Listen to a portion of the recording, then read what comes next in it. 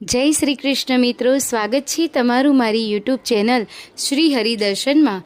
હું અને મારા કાન્હાજી આપનું હાર્દિક સ્વાગત કરીએ છીએ।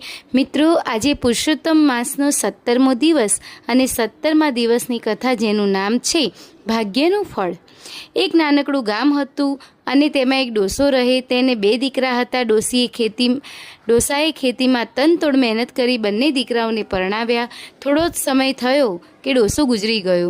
ખેતીવાડી, વ્યવહાર અને ઘર સંસાર ચલાવવાની જવાબદારી બંને ભાઈઓને માથે આવી પડી। જ્યાં સુધી ડોસો જીવતો હતો ત્યાં સુધી દુઃખ શું છે એની કોઈને ખબર પણ ન હતી અને હવે તેમને માથે જાત જાતના બોજા વધવા લાગ્યા।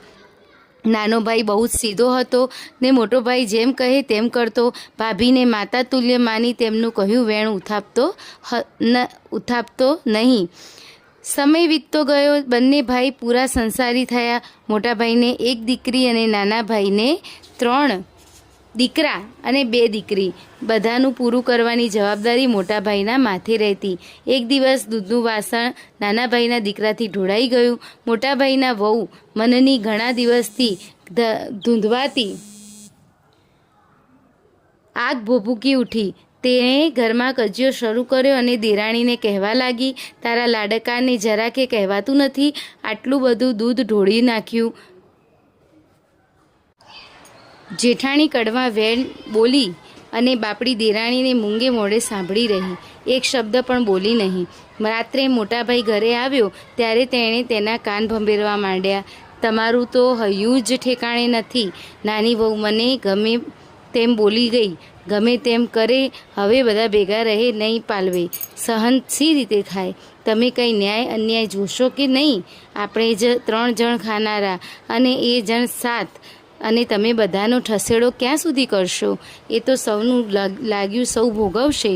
મોટા ભાઈએ પોતાની પત્નીને સૌ સમજાવી, પણ તે એકની બે ન થઈ અને કંકાસ વધતો ગયો। છેવટે બાપની મિલકત વેચવા માંડી।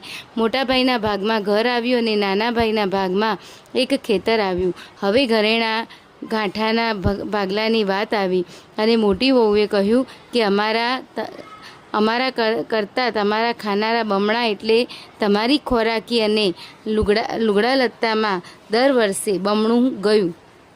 દાગીનાના ભાગ શાનો? જરા હિસાબ તો કરો। મૂંગો રહેલો નાનો ભાઈ બોલ્યો, ભાભી, હું ક્યાં કસામાં ભાગ માગું છું? તમે રાજી થઈને જે આપશો તે હું સવાયું માનીને લઈશ। મોટાભાઈની વહુને 1 પૈસો પણ આપવાની ઈચ્છા ન હતી, છતાં મોટાભાઈએ પોતાની વહુથી છાનું થોડું ઘણું હતું તે નાના ભાઈને આપ્યું। બંને ભાઈ જુદા રહ્યા। એવામાં એક અધિક માસ આવ્યો। નાનો ભાઈ, તેની વહુ બંને જણા ધાર્મિક હતા। કોઈની પાસે પૈસો તો મળે નહીં, બધો ખેતર ઉપર જ આધાર। પતિ પત્ની ખેતીમાં મજૂરી કરે અને ભગવાનનું નામ લે। આમ છતાં તેમણે પુરુષોત્તમ માસનું વ્રત શરૂ કર્યું। એક દિવસ નાનો ભાઈ ખેતરના રખવાડે સૂતો હતો। મધરાત થઈ ત્યાં તો 50 લૂંટારાઓનું ટોળું આવ્યું। નાના ભાઈના ખેતરમાં ઘોડા છોડ્યા અને લૂંટારાઓ ચોરીનો માલ વેચવા બેઠા।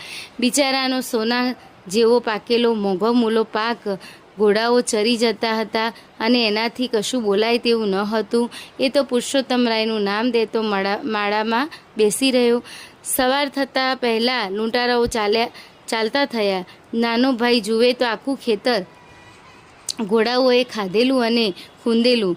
શેર અનાજ પાકે એવું પણ ન મળે।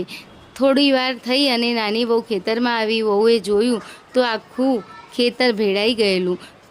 વહુ તો ચોધાર આંસુએ રડી પડી। પુરુષોત્તમ માસનો આજે છેલ્લો દિવસ હતો। વ્રતનું ઉજવણું કરવાનું હતું। વહુની પાસે 1-2 દાગીના હતા। તે ઉતારીને કહ્યું કે આ દાગીના વેચી આવો અને મારે વ્રતનું ઉજવણું કરવું છે।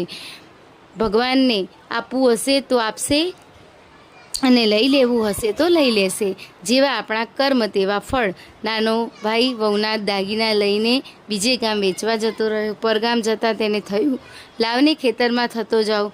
તે ખેતરમાં ગયો અને એવામાં એની દ્રષ્ટિ એક પોટલા ઉપર પડી અને તેણે ધીમે રહીને પોટલું ઉઘાડ્યું તો માઈ સોના રૂપાના ઘરેણાં, હીરા માણેક અને સોના નાણું જોયું।